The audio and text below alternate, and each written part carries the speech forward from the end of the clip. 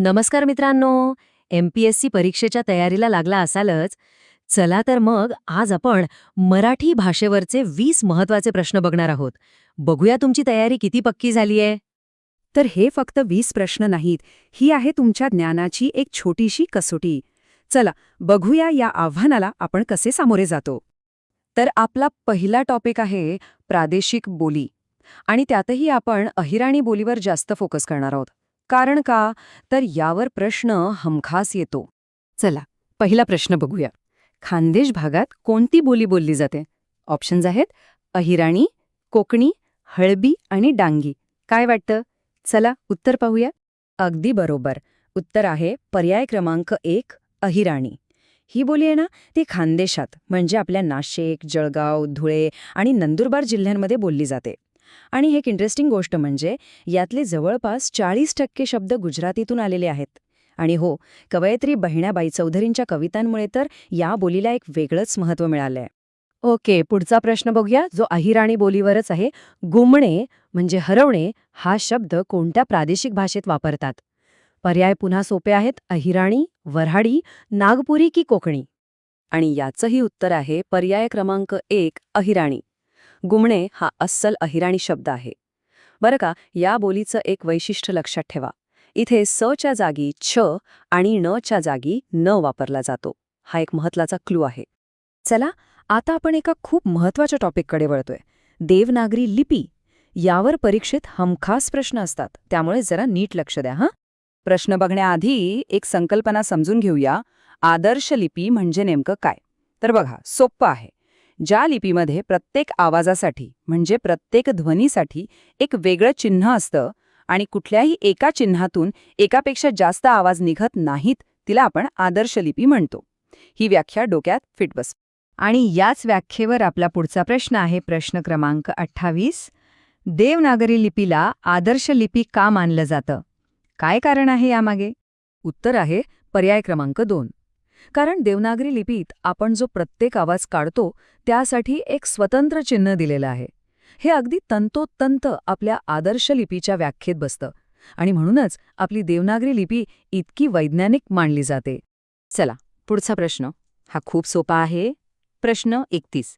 मराठी लिपी कोणत्या दिशेने लिहिली जाते?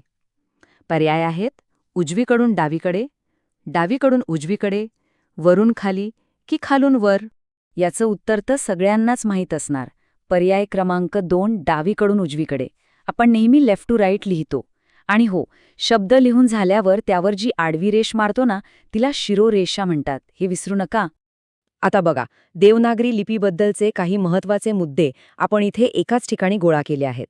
लिपीचा शोध लागल्यामुळेच लेखन शक्य झालं. ही लिपी फक्त मराठीपुरती मर्यादित नाही, तर हिंदी, संस्कृत, गुजराती अशा अनेक भाषांसाठी वापरली जाते. तिला बाळबोध लिपी असंही म्हणतात, हे लक्षात ठेवा.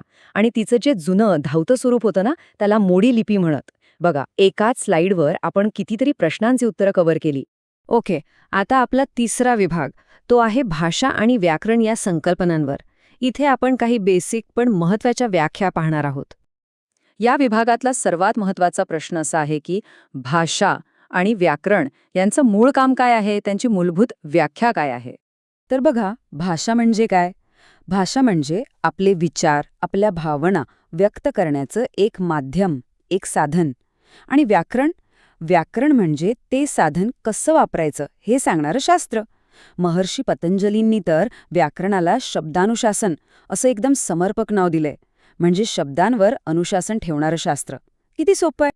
आणि आता आपण आलोय आपल्या शेवटच्या आणि तितक्याच इंटरेस्टिंग विभागाकडे, साहित्य आणि प्रसिद्ध साहित्य. हा असा टॉपिक आहे जो आपल्याला परीक्षेत चांगले गुण मिळवून देऊ शकतो.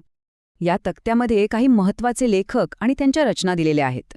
वि. सावरकरांचं 6 सोनेरी पाने, कालिदासाचं शाकुंतल, संत रामदासांचे मनाचे श्लोक आणि दासबोध आणि कुसुमाग्रजांचं विशाखा, ज्याला ज्ञानपीठ पुरस्कारही मिळाला आहे. आता इथे एक गोष्ट आवर्जून लक्षात घ्या. प्रश्न 32 आणि 33 साठी आयोगाच्या उत्तरपत्रिकेत काहीतरी गडबड होती. पण योग्य माहिती हीच आहे की 6 सोनेरी पाने हे सावरकरांनीच लिहिलंय आणि शाकुंतल हे कालिदासाचं अजरामर नाटक आहे.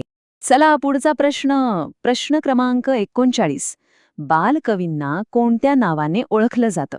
पर्याय आहेत समरगीतकार, निसर्गकवी, भक्तिपर कवी की रचनाकार. आणि याचं उत्तर आहे पर्याय क्रमांक 2, निसर्गकवी. बालकवी यांचं पूर्ण नाव होतं त्र्यंबक बापूजी ठोंबरे. त्यांच्या श्रावणमास, फुलराणी, औदुंबर यांसारख्या कविता आजही आपल्या ओठांवर आहेत. त्यांना ही बालकवी पदवी 1907 साली झालेल्या महाराष्ट्र कवी संमेलनात मिळाली होती. ही पण एक इंटरेस्टिंग माहिती आहे. आणि आता आपल्या आजच्या सराव सत्रातला शेवटचा प्रश्न. प्रश्न 40. बासी मर्डेकरांच्या कवितेत प्रामुख्याने काय आढळतं? माधुर्य, जोशपूर्ण रचना, गेयता की भावपूर्णता? याचं अचूक उत्तर आहे पर्याय क्रमांक 3, गेयता. बासी मर्डेकर यांना नवकवितेचे जनक म्हणून ओळखलं जातं, हे लक्षात ठेवा. त्यांच्या पाणी, तांबडी माती या कादंबऱ्या पण प्रसिद्ध आहेत, पण त्यांच्या कवितेचं जे मुख्य वैशिष्ट्य आहे ना, ते म्हणजे त्यातली गेयता, म्हणजे एक प्रकारची लयबद्धता किंवा संगीतात्मकता. तर आजच्या या विश्लेषणामधून महत्त्वाचे मुद्दे कोणते? 1. अहिराणी ही खानदेशातील बोली आहे आणि तिच्यावर गुजरातीचा प्रभाव आहे. 2. देवनागरी ही एक आदर्श वैज्ञानिक लिपी आहे. 3. भाषा हे व्यक्त होण्याचं साधन आहे, तर व्याकरण हे तिचे नियम सांगणारं शास्त्र आहे.